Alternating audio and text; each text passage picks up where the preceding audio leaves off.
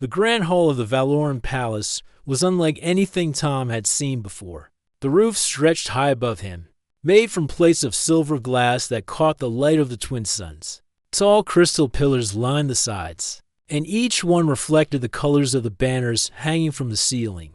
The air carried the faint scent of flowers, but it was mixed with something metallic from the alien atmosphere. Tom adjusted the collar of his formal coat and reminded himself that he was here to negotiate peace, not to get distracted by the architecture. Earth had been at the edge of open war with the Valoran Empire for years. This meeting was a chance to end the tension. He was the youngest envoy ever sent from Earth, chosen because of his quick thinking and his ability to adapt. He needed to prove the leaders back home had made the right choice. Rows of alien nobles stood on each side of the carpeted path leading to the throne. Their armor glinted in the light, though none of them wore helmets. Their faces were sharp and graceful, their skin carrying faint metallic tones. Most looked at him with curiosity, but a few had narrowed eyes, as if measuring his worth. At the end of the hall sat the Queen of Valora. She was taller than Tom had expected, her long hair a shade of silver that caught every beam of sunlight. She wore a robe made of layered fabrics that shimmered faintly when she moved. Her crown was simple yet elegant, a single loop of polished metal that curved around her head.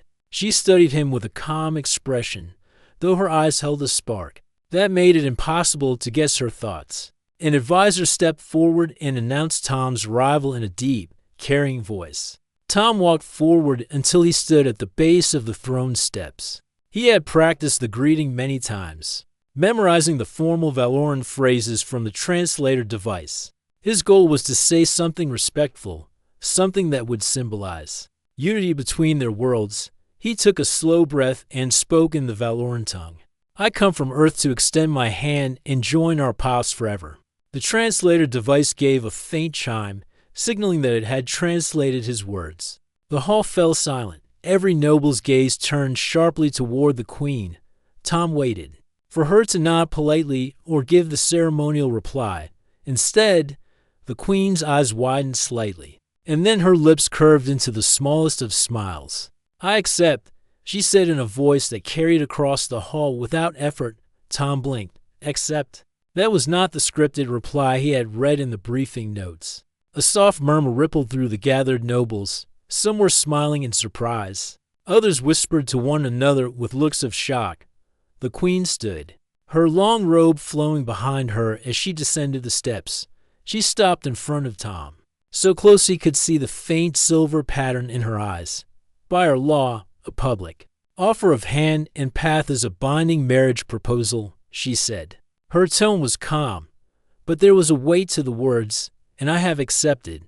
Tom's mouth went dry. He had meant unity between nations, not marriage between individuals. Somewhere in the translation, the meaning had shifted. He opened his mouth to explain, but the queen had already turned to face the court. Let it be known, she declared, that the human envoy has pledged his hand to the throne of Valora. Let preparations begin for the union. The nobles bowed in unison. The sound of armor shifting filled the hall. Tom glanced toward the translator device in his palm, half expecting it to apologize for the error. Instead, it displayed a perfect confirmation of his spoken words. The mistake had been his own. The queen looked back at him briefly before ascending the throne steps again. We will speak in private later, she said. For now, you will be treated as a royal betrothed. Two guards stepped forward, their expressions unreadable, and motioned for Tom to follow them. He walked between them, trying to keep his pace steady while his mind spun. The halls beyond the throne room were lined with tapestries depicting battles and victories of the Valoran Empire. The guards led him through several turns until they reached a set of guest chambers. The room was large, with walls of carved stone and furniture made from a pale, smooth material. Once the guards left, Tom sat heavily on the edge of the bed. He ran his hand over his face and tried to think. How was he going to explain this to the leaders on Earth? His mission had been to secure a peace treaty, not get engaged to an alien queen. Yet refusing could be worse than the mistake itself. The queen had accepted in front of her entire court. Backing out might insult her and undo any chance at peace. He could still imagine the way her eyes had looked when she stepped close to him. Calm, steady, and yet holding something deeper. A knock sounded at the door. When it opened, an attendant stepped inside, carrying a silver tray with a tall glass of clear liquid. The attendant bowed and set the tray on the table. For the betrothed, they said simply. Before leaving, Tom stared at the glass. Betrothed. That was his title now. He picked it up and took a slow sip. The liquid was cool, with a faint taste like mint and metal dot. As he set the glass down, he heard faint voices outside the window. The balcony overlooked part of the palace gardens, where its nobles were speaking. He recognized enough of the Valoran language to understand parts of their conversation. They spoke of the queen's cleverness, of how she had turned an unexpected moment into a binding alliance. One of them wondered aloud if the human even understood what he had committed to. Tom leaned back in his chair. The mistake was real, and it had been claimed as fact. He had entered the hall as a negotiator. He had left as the future husband of the most powerful woman in the Valoran Empire. He was not sure yet if this was a disaster or the start of something far stranger than diplomacy. The next morning, Tom woke to the sound of soft chimes. A servant entered the chamber and bowed. The queen requests your presence in the council hall, they said. Tom rose, still unsure how to act in this new role. He dressed in the clothes that had been laid out for him, a formal Valoran robe lined with thin silver threads. It felt lighter than it looked, and the fabric shifted in color depending on the light. 2 guards waited outside and escorted him through the palace corridors. The council hall was smaller than the throne room, but no less grand. A round table, made of polished stone, sat in the center, surrounded by high-backed chairs. The queen was already seated, along with several advisors, generals, and ministers. Their gazes followed Tom as he entered. Sit beside me, the queen said. Her tone was calm, as if the previous day's events had been planned all along. Tom took the seat to her right. One of the ministers, a tall man with bronze-toned skin, spoke first. Your Majesty, the news has already spread to every corner of the empire. The people speak of this union with curiosity and hope. Another minister added, some believe it will end the long tension with Earth. Others question the choice of a human as a royal consort. The queen's voice carried quiet authority. Let them question. Our people respect strength and decisive action. This union will be both. Tom felt the weight of every eye in the room. If I may speak, he began, I did not intend to offer marriage. It was a misunderstanding in translation. My wish was for unity between our worlds. The queen turned her gaze to him, her expression unreadable.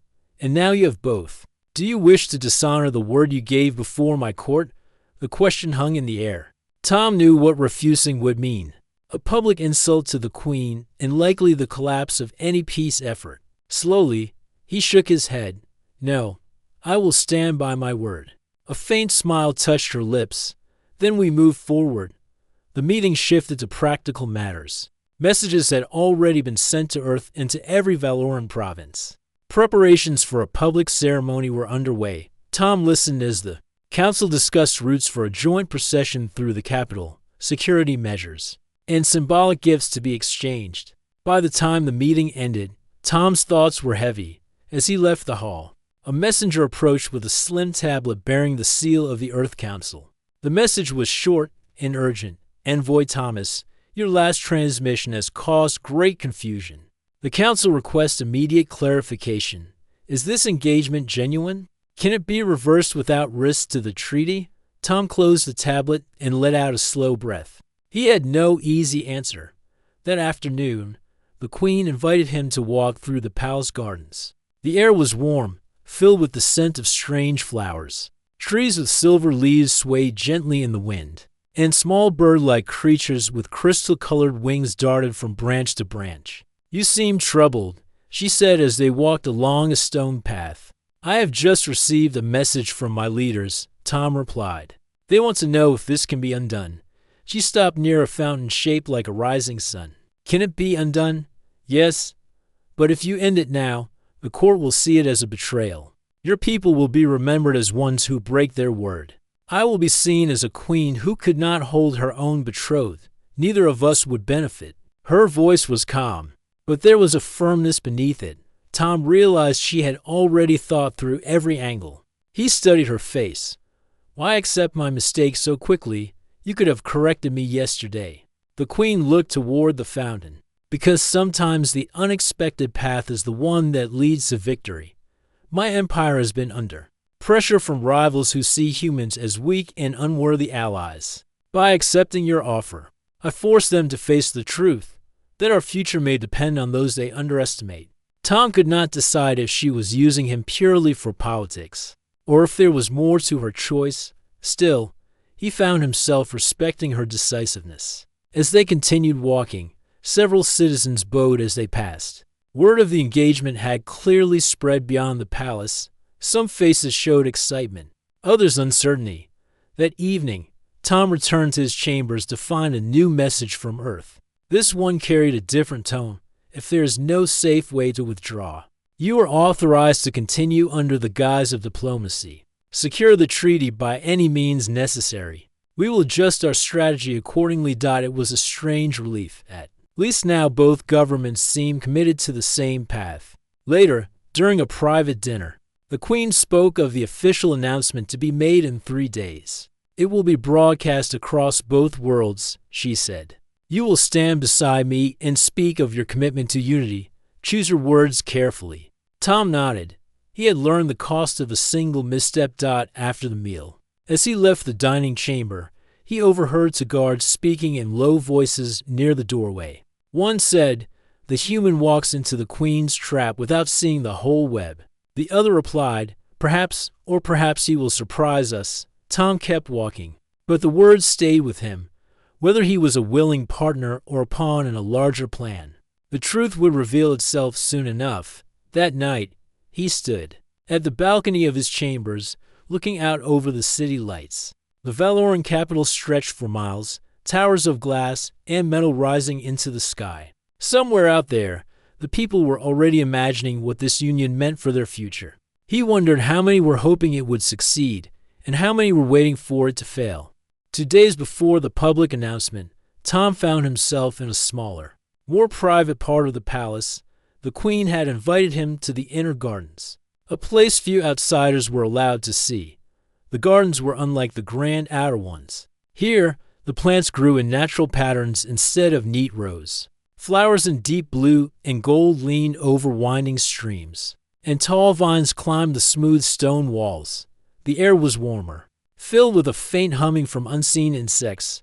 The Queen walked beside him, her robe trailing over the soft grass. She held no crown today, only a thin silver clasp holding her hair back. "These gardens have been tended by my family for generations," she said. "My father believed that a ruler should understand the patience it takes to make things grow." Tom studied the space. "It feels peaceful here," he said. "That is why I brought you," she replied. "I want to speak without the ears of the court or the weight of ceremony." Tom waited, sensing that she had something important to reveal. "You still wonder why I accepted your offer so quickly," she said. Her voice was steady, but her eyes stayed on the flowers.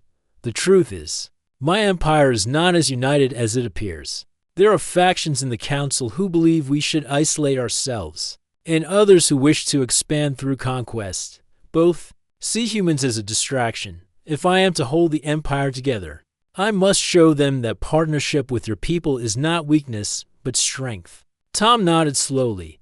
"So the marriage is more than personal. It is part of your strategy." She glanced at him. "It began as that. But I do not make decisions without considering all outcomes. Tell me, Tom, have you thought about what this union could mean for you?" He hesitated. "I think it means stepping into a world I barely understand. It means my life will be tied to yours in ways I cannot predict. And it means my mistakes will not only affect me, but both our peoples." A faint smile touched her lips. "Good, you see the weight of it. Many in my court would not think so far ahead."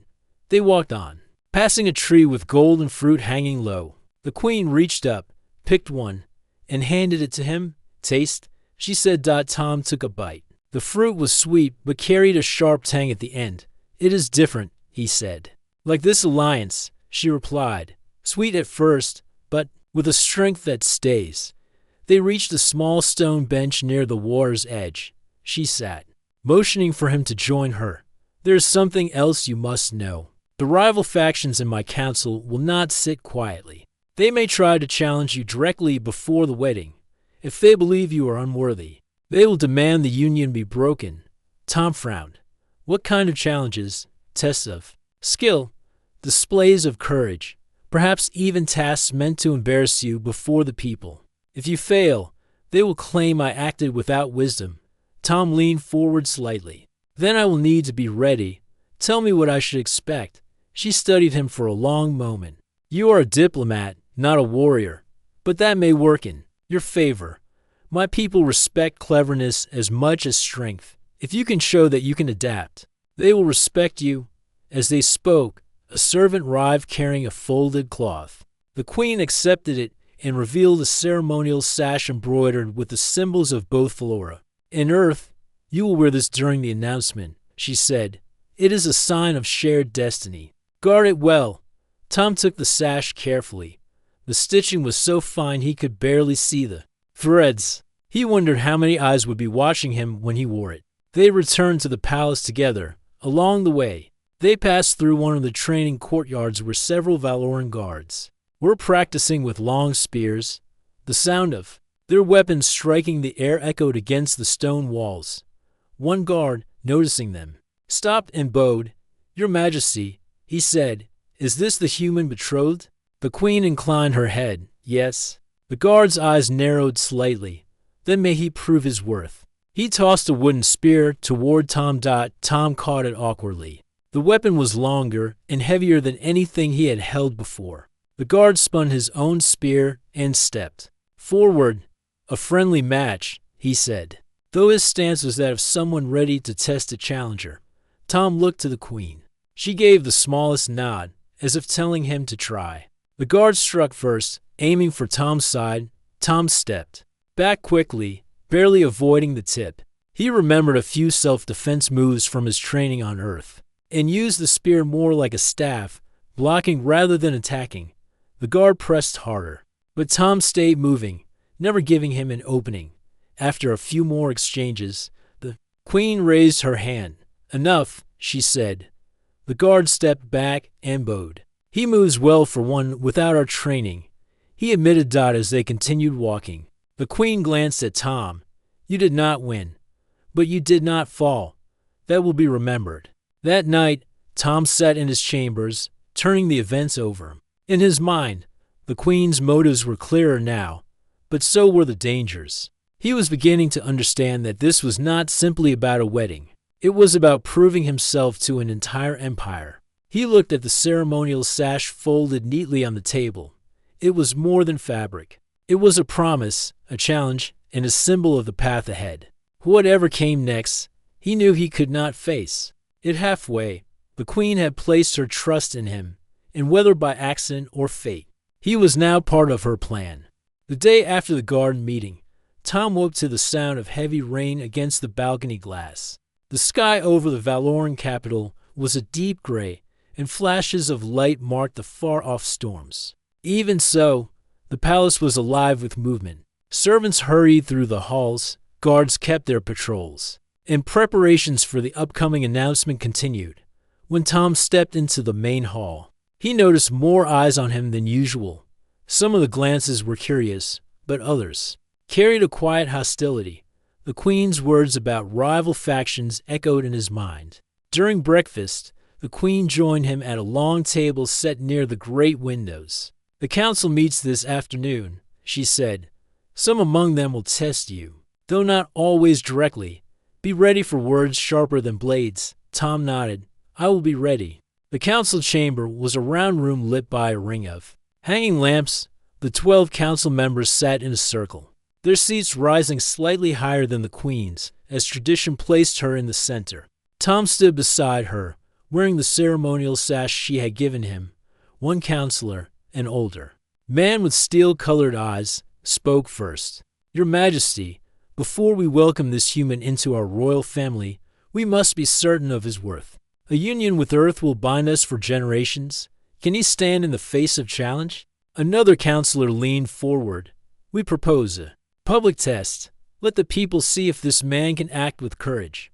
The queen's voice was calm. Name your test. The steel-eyed counselor smiled faintly. The sky run. An ancient trial of balance and nerve. He will cross the wind bridges. Above the eastern cliffs. No safety lines. No second chances. A low murmur moved through the chamber.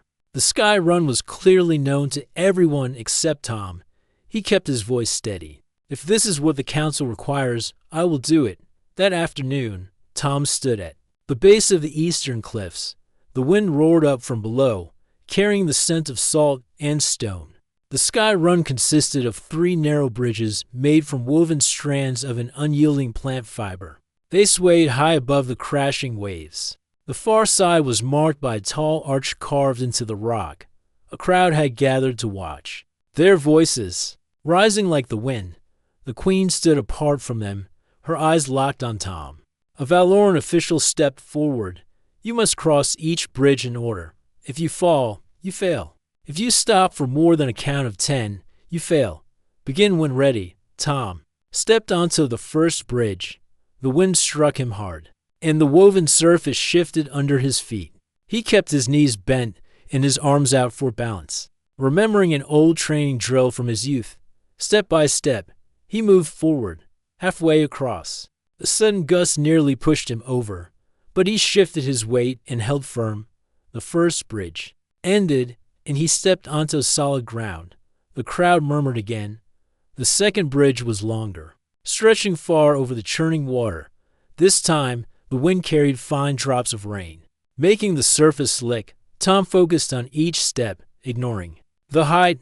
Near the end, a loose strand caught his foot, but he pulled free and made it across. The third bridge was the shortest, but it had the worst sway. Each step made it roll slightly under him. His heart pounded, but the arch grew closer with every movement. With one last step, he reached the far side and placed his hand on the carved stone. The crowd erupted in cheers. The queen's eyes softened, and she gave a small nod. The counselors exchanged looks, some pleased, others frustrated. That evening, Tom returned to his chambers, sore but uninjured. He had passed the test, but he knew the factions would not stop with one challenge. 2 days later, during a tour of the capital, the next trial appeared. Tom and the queen were visiting a marketplace when a group of armored warriors approached. Their leader bowed to the queen. Your Majesty, may we present the trial of blades? A test of reflexes for your chosen consort. The queen's gaze flicked to Tom. Do you accept? Tom nodded. I accept. The warriors formed a circle. One of them explained the rules. You will face 3 strikes from each of us. You may not attack. You may only avoid. If a blade touches you, you fail. They used practice swords made of wood, but their speed was real. The first warrior lunged, and Tom stepped aside just in time. The second strike came low, and he jumped back. The third came high, and he ducked. Each warrior came at him in turn. Tom relied on quick movement rather than strength, reading their stances and predicting where they would strike. By the end, sweat ran down his face, but no blade had touched him. The marketplace erupted in applause. The queen smiled slightly. You move with care and thought. My people will notice this. Back at the palace, the queen spoke to him in private. You have passed the tests, but the most dangerous ones may not be so open. The factions that oppose us may try to harm you in ways the crowd cannot see. Tom understood. In the days that followed, he was careful with every word and every step. Servants who seemed curious, strangers who asked strange questions, and even small changes in the palace routine caught his attention. One night, as he walked through a quiet hall, he heard footsteps behind him.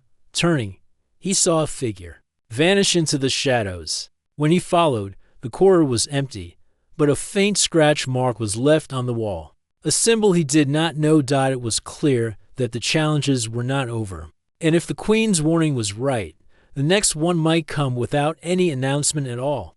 The great hall of the alien palace was filled with quiet tension. Every pillar was carved with the history of the queen's people, telling stories of old battles, victories, and bonds made with other worlds, Yulin walked beside the queen, his steps echoing on the polished stone floor. He could feel the eyes of the royal court on him. Some looked at him with curiosity, others with doubt. The queen stopped at the center of the hall, her tall figure standing like a pillar of strength. Her crown caught the light, sending a silver gleam across the room. She looked at Yulin with a calm but steady gaze. "Before you can be more than a guest in my kingdom," she said, "you must face the trials of the three paths. This is our way to test one's courage, wisdom, and heart. No one joins our royal life without passing them." Yulin nodded. "I understand. Tell me what I must do." Her lips curved into a faint smile. "The first trial begins now." A loud gong rang, and two guards stepped forward. They led Yulin down a corridor that grew darker with each step. Torches lit the way, but the shadows seemed to follow. Finally, they reached a heavy stone door. The guard pushed it open, revealing a vast underground arena. The air was cold, and the sound of running water echoed from somewhere far below. The first trial was the trial of courage. A wide bridge of narrow stone stretched across a deep chasm. On the other side, a glowing crystal rested on a pedestal. Yulin's task was simple: cross the bridge and bring it back. But the bridge was old, cracked, and unstable. He stepped onto it carefully, feeling each stone shift under his weight. A gust of wind roared through the chasm, forcing him to crouch low to keep his balance. Below, he could hear the sound of rushing water crashing against the rocks. His heart pounded, but he kept moving. Halfway across, one of the stones broke under his foot. He almost slipped, but he gripped the edge of the bridge and pulled himself up. The court watching from above let out a small gasp. Yulin pushed forward until he reached the other side. He picked up the crystal. It felt warm, almost alive, and carried it back with steady steps. When he placed the crystal in the guard's hands, the gong rang again. The queen's voice came from above. "You have passed the trial of courage." The second trial was the trial of wisdom. Yulin was taken to a high chamber with walls covered in symbols and markings. An old scholar, with silver lines painted on his face, stepped forward. "You must find the truth hidden in this room," the scholar said, and opened the door to the next path. The walls seemed like endless puzzles. Each section had strange shapes, patterns, and shifting tiles. Yulin studied them closely. He noticed that some of the symbols matched the carvings on the palace pillars he had seen earlier. Slowly, he began to piece together the meaning. The patterns formed a story, one about the unity of three moons that gave life to the queen's world. He arranged the tiles so the moons aligned in the correct order. With a deep rumble, a stone door slid open. The scholar smiled and bowed. "You have passed the trial of wisdom," he said. The final trial was the trial of heart. Yulin was brought to a small garden lit by the soft glow of alien flowers. In the center stood a young alien child, no more than 10 years old, holding a small, injured winged creature. The child looked at him with worried eyes. The guard explained, "This trial is not about strength or skill. It is about choice. You must decide how to help." Yulin knelt beside the child. The creature's wing was bent and trembling. He examined it carefully, using the few medical supplies in his pocket. Slowly, he wrapped the wing with soft cloth and made a small splint from a stick he found nearby. The child's face lit up with relief. But then Yulin noticed something. The ground under the flowers was dry and cracked. Without water, the garden would wither, and the child's home would lose its beauty. Yulin stood and searched the area until he found a small water channel blocked by stones. He cleared it, letting fresh water flow again. The child hugged him, and the creature gave a soft chirp. From the shadows, the queen stepped forward, her eyes warm with approval. "You have passed the trial of heart," she said softly. "You did not choose one life over another. You saved both." The court gathered in the great hall once again. The queen stood beside Yulin, her hand resting lightly on his arm. "You have faced danger without fear, solved a puzzle that held the wisdom of my people, and shown compassion beyond duty," she declared. "By our traditions, you have proven yourself worthy." The hall filled with the sound of hands striking against chests, the alien gesture of deep respect. Yulin felt the weight of their acceptance, and for the first time since he had arrived. In this strange world, he felt like he truly belonged. The queen looked into his eyes. "Now, Yulin, we may speak of what you asked me before." Her voice carried both strength and gentleness, and he realized the meaning of her words was not just about trials, it was about the path they might walk together. And deep inside, Yulin knew this was only the beginning of something greater. The palace was alive with movement. Courtiers walked quickly. Messengers ran from one chamber to another, and guards stood alert with polished armor. The air felt heavy, not with fear, but with expectation. Daniel followed Queen Serenia through the great marble hall. Sunlight from the tall windows painted patterns on the floor. Everywhere he looked, alien eyes followed him. Some showed curiosity, others doubt. Serenia walked with her usual calm grace. But Daniel noticed her fingers slightly tighten on the folds of her robe. She was confident, yet cautious. Today was not just another day, it was the day the High Council would decide if the union between her and Daniel could be recognized. They entered a long chamber lined with carved pillars. At the far end sat the council's 7 elders, each representing a powerful house of the realm. They wore robes of deep colors, marked with silver emblems of their lineage. The eldest among them, Elder Kavor, rose from his seat. His eyes, sharp and calculating, moved between Serenia and Daniel. "Queen Serenia," he began in a deep voice, "you have brought a stranger from another world into our court. You speak of alliance, even marriage. Yet before such a union can be accepted, there must be proof. Proof that the human is not only worthy, but capable of standing as our equal." Serenia's voice was steady. "Daniel has already shown courage and loyalty. Without him, the threat from the northern raiders would still hang over us." Kavor's expression did not soften. "Courage is one thing, but unity is another. If he is to be part of our people, he must face the trial of a court." Daniel straightened. "What's that?" The elder replied. "It is a test given to leaders from different worlds or tribes to see if they can truly work together. One part is of the mind, one part is of the hand, and one part is of the heart. Pass all three, and the union is accepted. Fail, and the bond is rejected." Serenia's eyes met Daniel's. There was no fear in her look, only trust. "We will face it together." The first challenge began in the Hall of Voices. A wide circle was drawn on the floor. In the center, a holographic map flickered to life. It showed rivers, mountains, and shifting territories. The challenge was simple. Daniel and Serenia had to plan a route to bring food to 3 distant villages before a simulated storm reached them. It was harder than it seemed. The rivers changed course, landslides blocked paths, and every choice had consequences. Daniel suggested moving supplies through a valley. Serenia pointed out that the valley would flood if the rain came early. She proposed a ridge route, but Daniel noted the steep slopes would slow them down. After minutes of quick thinking, they combined their ideas. Supplies would first be carried through the valley, then moved to high ground before the rains. The plan worked. The map confirmed all 3 villages received aid on time. Elder Kavor nodded once. "The mind is steady. The first part is passed." The second challenge took place in the training yard. A massive wooden gate was locked, and the key was hidden inside a puzzle device guarded by mechanical sentinels. The sentinels moved fast, blocking paths and pushing intruders away. Daniel and Serenia had to coordinate. Daniel distracted the machines, moving quickly from one side of the yard to the other. Serenia, using her agility, slipped past them to reach the puzzle. The device had 6 rotating rings, each marked with symbols. She began aligning them while Daniel kept the sentinels busy, dodging their sweeping arms. When she shouted, "Last ring," Daniel ran to her side. Together, they turned it until the symbols formed a single image of soaring bird. The lock clicked open. The gate swung wide, revealing the key hanging on a chain.